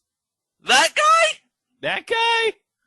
Okay, so after losing an important peace treaty, Dick Cheney forces George to resign, after which, if you know the presidential line of succession, Dick becomes president.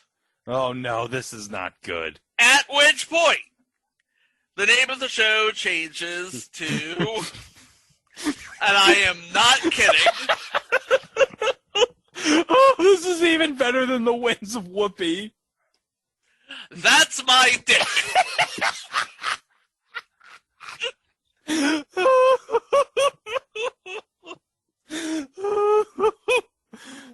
Right?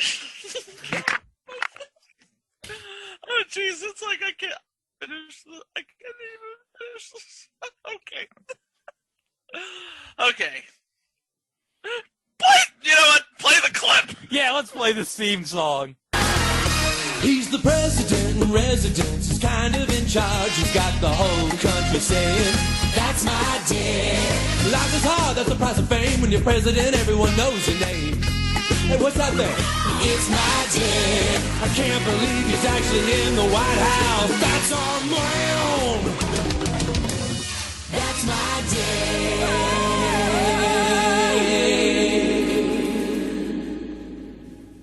Okay, so Dick Cheney's the president. Meanwhile, George and Laura are forced to move to the crappy part of town, which is the subject of their next spinoff, Moving On Down. Moving on down. Play the clip. All right, let's play it. Moving on down to the crappy part of town, to a $200 studio apartment in the hood. Moving on down where the sky is always brown. Whoever said that poverty wasn't good, and whoever said that poverty wasn't good. Moving on down is filmed in front of a live studio audience. Okay, so it's not the White House, that's for sure. But something interesting happens while he's shacked up in the projects. Maggie gets fired and ends up moving with them. And George manages to get a job as a teacher. Oh, that's nice. That's nice. I mean, Laura was a librarian, so obviously it makes sense if George was a teacher. Yeah. There's a theme song to that, too. Oh, how nice. Teach me, I want to know. Teach me what makes me know.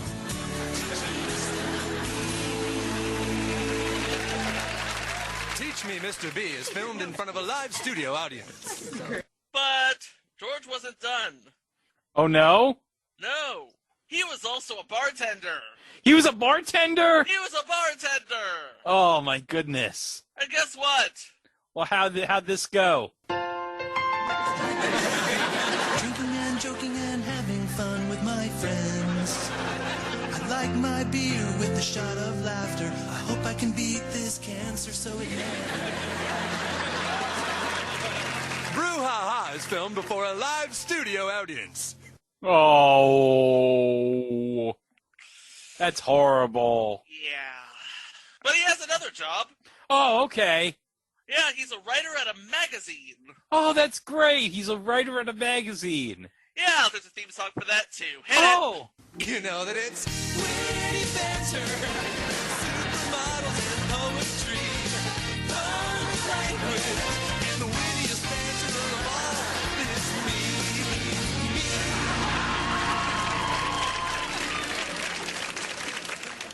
Witty banter is filmed in front of a live studio audience. George W. Yes, Mr. Banner. Take a memo. You're fired. You're fired.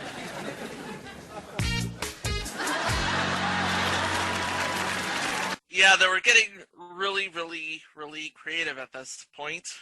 And then George decides he can't do this anymore.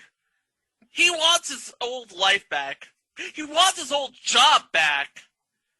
He has to find a way to get back into the White House. Cue the commercial intercard saying, "What a dick," because, well... They changed the title of the show to What a Dick. Dick Cheney was rather forthright with Karl Rove and Princess Stevenson, whereas George Bush was the lovable goofball. Yeah, they're all missing George. Yeah. So how are we gonna sneak him into the White House again?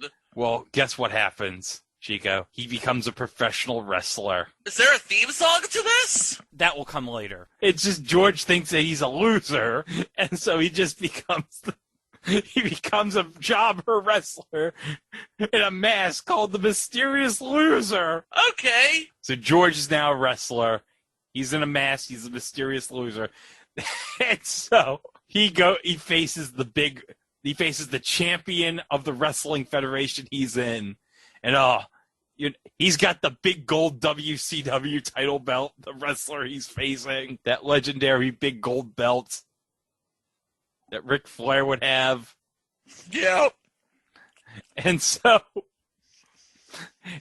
when he's supposed to lose, you're not going to believe this, Chico, he somehow wins the match. Oh, my God. So now he's the champ, the mysterious loser. The winner is the mysterious loser! Yeah. Loser, loser, They're chanting loser, loser. But he captures the imagination of America as somehow this wrestling match with the mysterious loser managed to get better ratings than Dick Cheney's first address. And you know what that means, right? Oh. Dick Cheney decides, you know what? This guy's more popular than me. I have to invite this mysterious loser to the White House. Yep. And then there's a theme song to this. Oh, boy. There's a theme song to the mysterious loser going to the White House. He used to be president, now he's a wrestler. You won't believe where he's headed now. White House wrestler, better than the wrestlers. His wife doesn't want him to go, and he doesn't want her to know that White House wrestler. White House Wrestler is filmed before a live studio outing. So, the loser and Cheney, they're in the White House together, and the loser is exposed as President George Bush? What? Huh? Well, here's one thing, Chico. One thing, Chico. Dick's gonna give him the White House Award for wrestling. I didn't know there was a White House Award for professional wrestling. You think like Ronald Reagan gave like Hulk Hogan a medal, the White House medal for wrestling, or like Bill Clinton gave Stone Cold Steve Austin a medal for when he like Stone Cold stunnered Vince McMahon? Probably not. No. Anywho, so Cheney gives George the Presidential Medal for Wrestling. And now he wants to remove his mask. And George is like, no, I don't know you like that. And Cheney's like, no, wait, you say no to the President of the United States? He who is beloved by the people? And George is like, I cannot. And then Cheney's like, you will remove your mask or be killed for treason. Well, that's harsh. He's a dick, what can I say? Yeah. What a dick. Well, enter Laura, who tries to stop George from, well, doing whatever it is he's doing. Dick pulls off George's mask, and everybody is stunned. Whoa! And Dick says, I condemn this man-animal. He has betrayed you. Arrest him. In comes Larry, of actual use this time. Not so fast, Dick. Maybe you'd like to explain to the people what this was doing on my lawn. George never lost the Mideast Peace Treaty. You shredded it and threw it on my lawn. Oh, that dastardly dick. So, I guess Carl asks George, will you come back and be our boss? And George was like, well, if the people will have me. They're like, yeah. Loser! Loser! Loser! Loser! That was a wacky 2 days, wasn't it? Yeah. Built with wrestling and theme songs and projects and Dick Cheney being a wow. So, yeah, that was the show. And, oh yeah, there is one thing. There was one thing I was forgetting. I can't put my finger on it, but I swear to God, it was a running joke of some sort. George says a catchphrase at least once in every episode. Okay. I remember.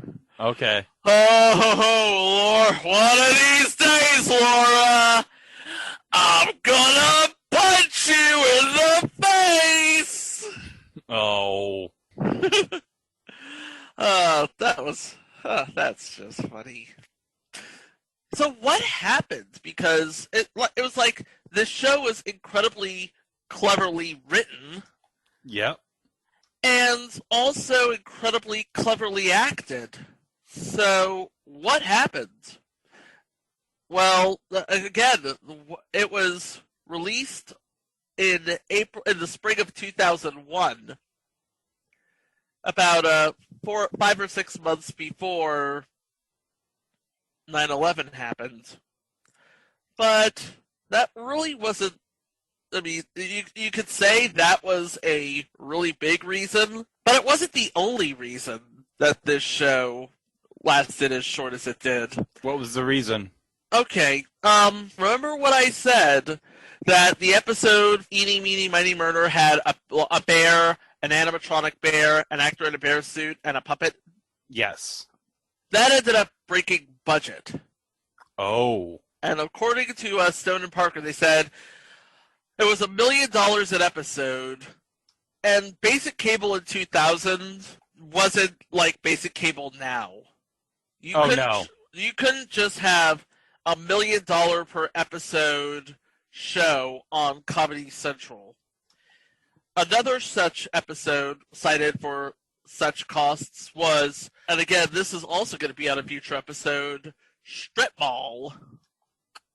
Oh yes, Strip Mall. Wait, is that on the list? Is Strip Mall on the list? Yes, it is. It's 1543. Okay. So, those two were canceled pretty much at the same time. And again, Comedy Central said it was a creative success and a critical success, but it couldn't turn a profit for the network. I mean, they could do basically what they did with seasons 2 through blank of Supergirl and moved production to cut costs. They could have done that, but then 9/11 happened, and that pretty much sealed the fate of the show.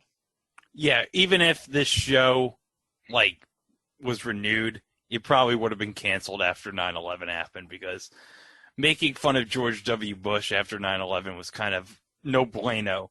In fact, I don't even think it was, safe to make fun of George W. Bush again until, that time he choked on a pretzel. I remember that. Yeah. I'm having relapses to his father, who threw up in the Japanese Prime Minister's lap. Oh, yeah. So, even if they wanted to, they probably couldn't get away with doing this. No, not today. No, but hey, it was a really good show, and people working on it really enjoyed it. And to tell you the truth, it also helped out South Park. It did. Because prior to 2001, each episode of South Park was broken up into 4 acts. While producing That's My Bush, Parker and Stone actually broke it up into 3 acts. It provided better cohesion, better story flow, and they're using it to this day. Now, not to mention, this show does have a legacy beyond the Parker Stone pantheon. Timothy Bottoms went on to play the president twice. Oh, really? Yeah, he played the president. He played the president in Crocodile Hunter Collision Course. Crikey! Oh, I forgot the Crocodile Hunter had a movie. Which is going to be covered in our Patreon spin-off podcast. It was a thing at the movies. And in a much more serious timbre on the TV movie DC 9/11 Time of Crisis. Which I believe also had Henny Johnson, Gerald from 24, and George Takei. Yep. Oh, my. Yeah. Thanks, Showtime. Yeah, thank you, Showtime. It also had another 24 alum, Gregory Itzton, who was also on Strip Mall. Oh, I feel like we should be talking about Strip Mall. Oh, my God. Now we're going to have a 9/11 conspiracy that bastard Charles Logan was responsible for it. Charles Logan was responsible for a lot of... Yeah, he was the 9/11 biggest... was not... No. But let's be honest. We don't know for sure. Well, what can I say? That's my Bush. Oh, wait. Okay. I have one more thing. Okay. Okay, so the White House set piece. Okay. was a pretty pricey set piece. And here's the thing. Okay. The producers went on a private tour of the White House, and that's how they were able to recreate it. Mm-hmm. And it was just the most incredible recreation ever done for a television show. And the executive producer, Ann Garabino, used to work at the White House for PBS. Oh! So, yeah, I believe, I believe that was actually recycled once the show ended. Oh. The set piece, because that is an incredible set piece. Yeah. Trey Parker said they were packaged up after the show's run and sent to other White House-related productions. Oh, geez, I wonder who got that. That would have been something. That would have been something. That's just amazing, this show. It's one of those shows that it really deserved a better fate than it got. I mean... Yeah. It really was a thing on TV. Oh, I voted. I voted by Dropbox, and you voted by standing in line, so there's nothing left to do except wait for the results to come in, and while you're doing that, well... I know what's coming. Well, yeah, the end of the show, that's what's coming. Oh, good.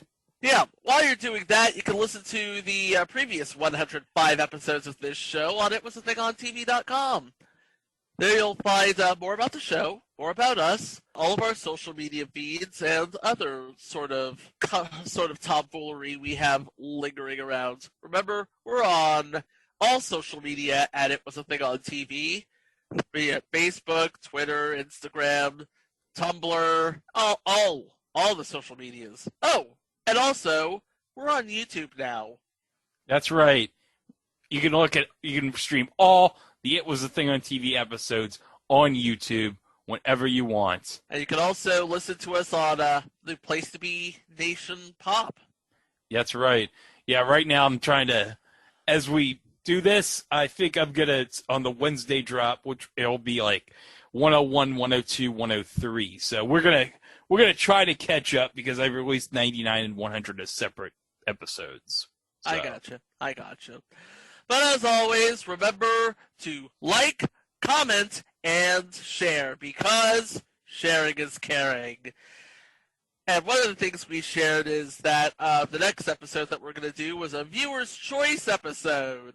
That's right. We had a viewer choice episode in honor of the election on Facebook, because as we all know, it's very hard to manipulate anything on Facebook. Isn't that right, Chico? This is why we didn't put the poll on Twitter, because everything can be manipulated on Twitter. Oh, yeah, because you just know that some Russian bots are going to hack it.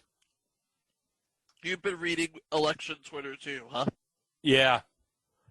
I can't stop. Yeah, well, you know what? To quote Dave Wasserman, I've seen enough. Yep, and I've heard enough. So until next time, for Greg, I'm Chico. And we'll see you next time with another thing on TV. Wow! One of these days, Laura, I'm gonna punch you in the face.